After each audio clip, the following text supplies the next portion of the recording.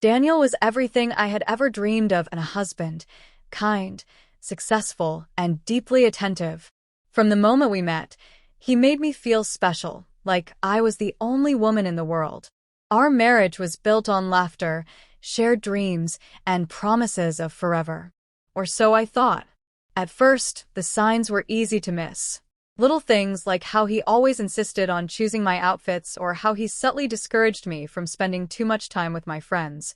"Why do you need to go out when we have everything right here?" he would say with a smile. It felt like love, like he just wanted me all to himself. I convinced myself it was romantic. Then came the suggestions, casual at first, like whispers in the dark. "Have you ever thought about trying something new? Something exciting?" he asked one night. I laughed it off, assuming he was joking. But over time, he kept bringing it up, this idea of involving someone else. At first, it was just another couple. Then two men. His tone remained playful, but there was an insistence behind his words that made my stomach turn. I pushed back, telling him I wasn't comfortable. But Daniel had a way of making me doubt myself. "You're just scared of change," he said, his fingers brushing my cheek. "If you really loved me, you'd at least consider it." The word stung, and for the first time, I felt a crack in our foundation. Days turned into weeks, and his requests became more frequent. He painted it as an adventure, something that could make our bond stronger. When I resisted, his demeanor shifted. He became distant, his once warm eyes now carrying a quiet disappointment. I started feeling like I was failing him, like I wasn't enough. One evening, he sat across from me at dinner, his voice unusually calm. "Mark and Jason are coming over tomorrow. Just for a drink," he said, stirring his wine. "No pressure. Just think about it." But the way he looked at me, the weight behind his words, told me there was no choice. That night, I lay awake beside him, my heart pounding. I stared at the ceiling, trying to make sense of the man beside me. Was this love? Was this what marriage was supposed to be? I had always trusted Daniel, always believed he had my best interests at heart. But now I wasn't so sure. As I closed my eyes, a sinking feeling settled in my chest. Tomorrow, everything would change. I just didn't know how yet. The next evening arrived too quickly. I dressed carefully, my hands trembling as I smoothed down my dress. My heart pounded with an unease I couldn't shake. Daniel had been in an oddly cheerful mood all day, humming to himself, setting up the living room like we were hosting a celebration. But for me, there was nothing to celebrate. When Mark and Jason arrived, everything felt normal at first. They were polite, laughing at Daniel's jokes, complimenting the wine he had chosen. But underneath the surface, I felt like an outsider in my own home. I forced a smile, my fingers gripping my glass too tightly. Then, slowly, the atmosphere changed. Daniel became more affectionate, his touches lingering longer than usual. "Relax," he murmured against my ear, his hand pressing lightly against my lower back. "Just enjoy the night." The conversation took a turn, shifting into dangerous territory. Mark leaned in, his tone playful but pointed.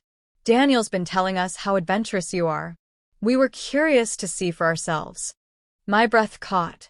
I turned to Daniel, hoping, praying, this was a misunderstanding. But he only smirked, taking a slow sip of his drink.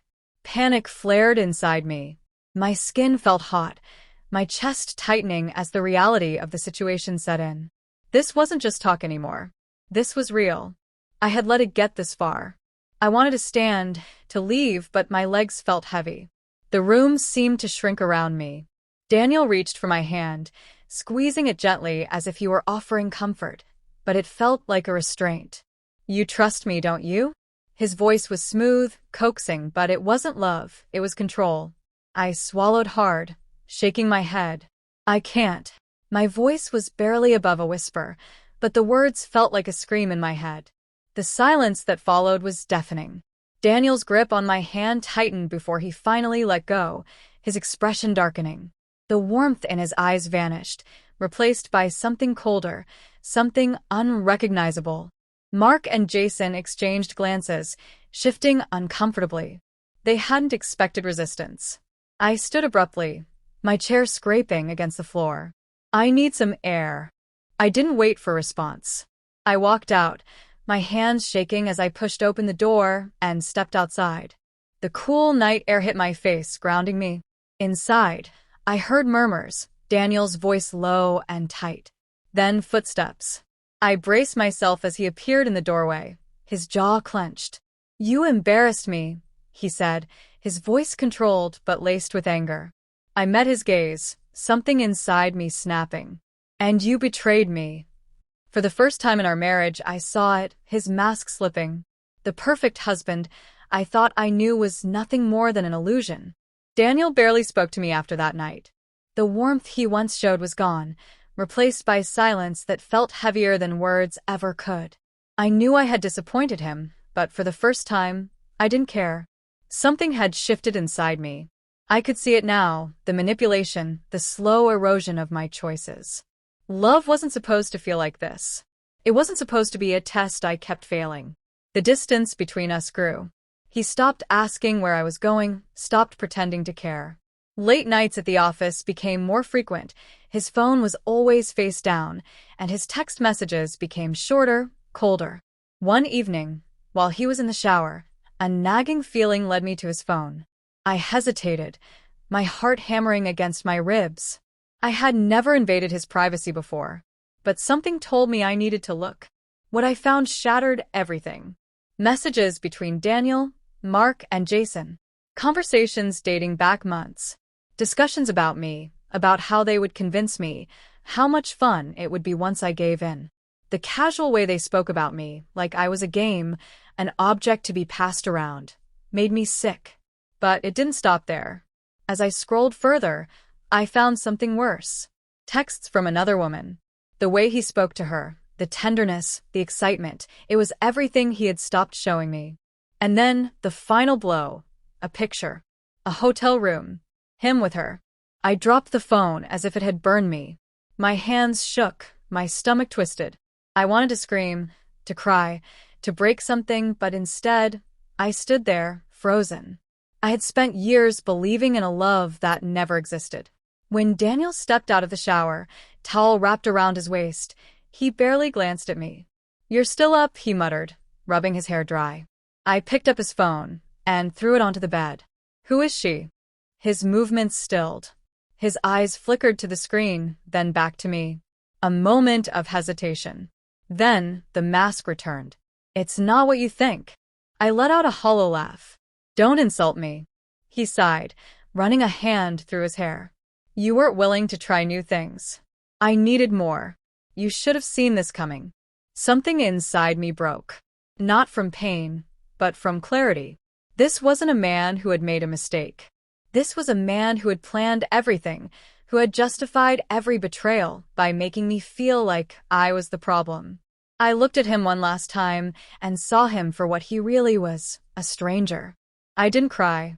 I didn't scream. I just stood there, staring at the man I had once believed was my soulmate. The weight of his betrayal should have crushed me, but instead, I felt something else. Relief. There was nothing left to fight for. Nothing left to fix. I walked to the closet, pulled out a suitcase, and started packing. Daniel watched me, arms crossed, his expression unreadable. "You're being dramatic," he finally said, his voice laced with irritation. I ignored him. He stepped closer. "Where are you even going? You have no one without me." I zipped the suitcase and met his gaze, feeling lighter than I had in years. "That's what you wanted me to believe." His jaw tightened. "You'll regret this." I smiled, a real one this time. "No, I won't." I grabbed my keys and walked out, not bothering to look back. For the first time in years, I was making a decision for myself, not for him. Not for the version of love he had convinced me I needed. I drove with no destination in mind, my hands gripping the wheel tightly. The night air rushed through the open window, and I breathed it in, filling my lungs with something I had forgotten existed: freedom. It wasn't until I checked into a small hotel miles away that the reality of it all hit me. I was alone, but for the first time, I wasn't afraid of it. I had spent so long being trapped in Daniel's world, suffocated by his expectations, that I had forgotten what it felt like to just be me. Days passed. Then weeks. The messages from Daniel started with anger, then softened into apologies, then finally faded into silence. I didn't respond. There was nothing left to say. One afternoon, while sitting in a quiet cafe, I caught myself smiling at nothing in particular. It was small, barely noticeable, but it was real. I had thought leaving Daniel would break me, but instead, it set me free. Love wasn't supposed to feel like control. It wasn't supposed to be a series of tests designed to make you prove your worth. I had mistaken manipulation for devotion, and I had paid the price. But I had survived. As I sipped my coffee, watching the world move around me, I realized something. I wasn't just surviving anymore. I was finally living.